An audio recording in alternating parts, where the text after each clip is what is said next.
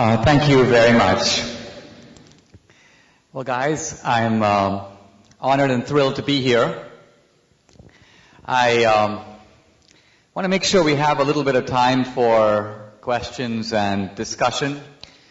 And so in my opening remarks, I will try to adopt the motto that King Henry VIII used with one of his wives. He said, "I won't keep you very long." Okay. Now,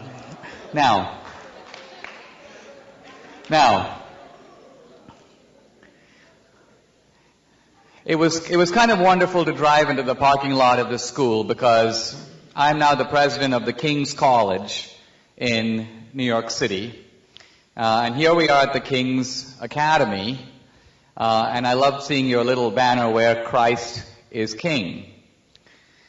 But this is a little bit of what I want to talk to you about, and that is that we are Christians, but we are living today in secular society. We're living in a society where Christian assumptions are no longer taken for granted. And that's very different than America as it was 50 or 100 years ago. And not only that, not only are we living in secular society, but we have seen in America in the last few years the emergence of something that is called the new atheism. The new atheism is a group of smart and sophisticated and very media-savvy atheists who see it as their job not only to attack God and attack Christianity, but they see it as their job to convert you or deconvert you from being a Christian to being a non-believer. And look, there's nothing new about atheism. We've had atheists in America before, but the new atheists are a different breed. There are people like the Oxford University biologist, a guy named Richard Dawkins. There's a fellow named Christopher Hitchens who writes every month in the magazine called Vanity Fair. There's the great physicist Stephen Hawking, who wrote the book A Brief History of Time. So these are very prominent people. And they are powerful in media, in the universities, in education. And their goal is to do what? Well, it's to make you feel like kind of an idiot for believing in God or for believing in Christianity. And so you have in our culture today a kind of attack on religion that's new. I think as Christians, very often when we face this kind of critique, which you will face, I think, quite certainly as you go to college, as you go out into the world, very often we try to defend ourselves by turning to the source of wisdom and authority, which is the Bible. So if somebody says, "Hey, Christian, how do you know that Jesus is the Son of God?" You might say, "Well, it says right here in the Gospel of Luke, or it says right here in the book of Matthew." And this technique is pretty good if you are talking to a fellow Christian. But if you are talking to a Hindu, or a secular guy, or an atheist, they're going to say, "Well, we don't care what the Gospel of Luke says, or the book of Matthew. We reject the authority of the Bible to decide the matter." And then very often as a Christian, you're a little tongue-tied. Why? Because that kind of was your argument. I think another factor that's worth considering is that many of us learn our Christianity when we are quite young. I grew up in India, in a Christian family, and so I learned my Christianity kind of at my parents' knee. But now that I look back on it, I sometimes call it crayon Christianity. Why? Because it was a Christianity sort of super simplified to my young mind. But that's the Christianity that I brought to America at the age of 17, when I came as an exchange student. That's the Christianity a year later that I took to Dartmouth, an Ivy League college in New Hampshire. Now, here's an interesting fact. Most of the Ivy League colleges were started as Christian institutions. Not sure if you know that, but with the exception of Cornell, the other Ivy League colleges were started to promote Christianity. Dartmouth was founded to Christianize and educate the Indians. Sometimes I wonder how I got there. I think I kind of misread the catalog, the part about the Indians. But here's what I'm saying. Today, these colleges are very secular. And when I was a student there, I found my Christianity was coming under skeptical attack. Hey, Dinesh, what are you saying? Someone was born of a virgin, walked on the ocean, brought dead people back to life? Are you nuts? We're living in the 21st century. Don't you believe the world has scientific laws? And you think these laws can be suspended at somebody's whim or discretion? So what happened to me is that I began to feel very defensive about my faith, and I began to be a little embarrassed about it. Not that I didn't want to believe, but you could say my mind, my brain, was getting in the way. And this is the strategy of the new atheism, to put a wedge between your heart, your desire to believe, and your mind. Now, in the last few years, I have had the, you could say perverse pleasure of debating a lot of the leading atheists in America and in Europe. So what I do is I typically debate these guys on the secular campus in front of their own students.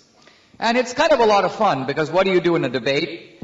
You basically try to make your opponent look foolish, right? You look for the weaknesses, the intellectual fallacies, the errors. But today, I want to do something a little different. I want to try to address a couple of the strongest arguments of the new atheists. Why? Because if we can actually answer your opponent, not where he's weak, but where he's strong, then you have a really sturdy foundation for knowing not only what you believe, but why you believe it.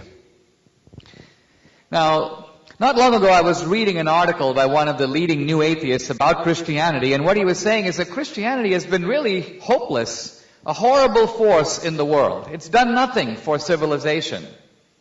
In fact, he said on the opposite, not only has it accomplished nothing, it has actually caused a lot of harm.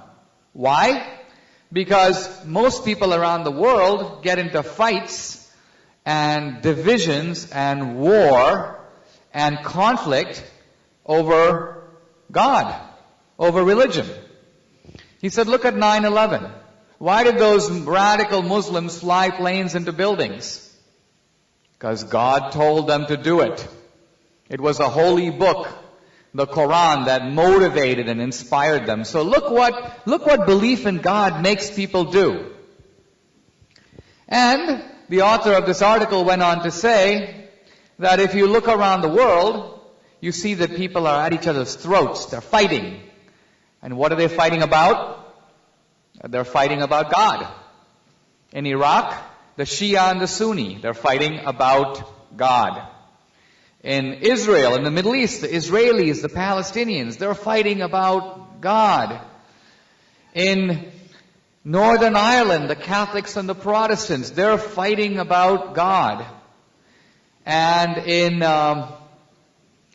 India, in Kashmir, the Hindus, the Muslims, they're fighting about God. So in other words, the idea here is that belief in God has really been very bad for civilization. Look at history. The Crusades, the Inquisition, the religious wars. So this writer was saying, look, if we didn't have God, if we had a totally secular society, we would not only be more scientific, more rational, we would be a more moral, a more decent, really a more peaceful society. So this is one of the arguments of the new atheism. And I want to try to spend a few minutes today addressing it and talking about how, we as Christians can live in this secular culture. How can we stand up for and defend the things that we believe in? How can we meet the attacks that sometimes come from the other side? So what has Christianity done for the world? Kind of a good question. A lot of times when we're talking about America, you have people say, America is a Christian society. But what does that mean? America is a Christian society in what way? Well, I would answer the question not by saying, well, let's look to what George Washington or Thomas Jefferson or Benjamin Franklin did. That's one way to do it. But here's another way. I would argue that a lot of the most important values and beliefs of our society, even the values that we call secular, that are unrelated to religion, are derived historically from Christianity. If it wasn't for Christianity, we wouldn't have them. We can see this by looking at the values that even the atheists champion. What do they believe in? What do they cherish? So if you look at these atheists, they say, well, we believe in the individual. We believe in science as a powerful way to know about truth. We believe in the equal dignity of women. We believe in the abolition of slavery. We believe in compassion as a social virtue. And I say, okay, make a list of all these things that you believe in, and now look at the list. All these values, all these virtues came into the West, and in many cases into the world, because of Christianity. How do we know this? Well, you look to other cultures to see if you can find these virtues over there, and often you can't. If there was a big famine tomorrow in Rwanda, you'll notice something really interesting. All the Western countries that have been shaped through Christendom, if you will immediately begin to rally and have churches organizing missions, Doctors Without Borders, the Red Cross, volunteerism, send bags of food. Now what about other countries? There are other rich countries in the world. China, India's accumulated wealth, the Muslim world, and yet in those cultures, the famine in Rwanda, well, that's interesting, but it's not our problem. Why not? When I was a young boy growing up in India, we learned a proverb which always struck me, and in my mind it said, the tears of strangers are only water. Now, this may seem like a very crude, insensitive way to think, but in reality, it's the universal way to think. Why? Because the idea is that you owe duties to the people who are close to you. Right? We are closest to our family. We'll do the most for them. We're next closest to our relatives, our neighbors, our friends, then maybe our community, our tribe, our country. So the idea is that you only owe obligations to those people. If somebody else shows up, you wish them well, but their problem is not your problem. So the idea of universal brotherhood, of having sort of a connection with everyone, even the stranger, that's not a universal idea. That is a Christian idea. Or take something like the idea that human life is valuable.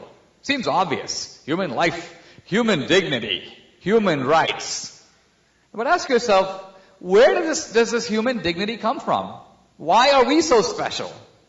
Historically, it's not so. If you look at Western civilization, but before Christianity, human life was not considered to be especially dignified. The ancient Spartans would take the unwanted child and stick it on the mountainside, and perfectly happy to find it dead in the morning. And that's not even the real scandal. The great thinkers of ancient Greece, Socrates, Plato, Aristotle, knew about this. But they viewed it with equanimity, meaning it was no big deal. Why? Because the idea that every human life is special, or as we might say, sacred, that was not an important value in classical antiquity. It came into the West via Christianity. But what about slavery?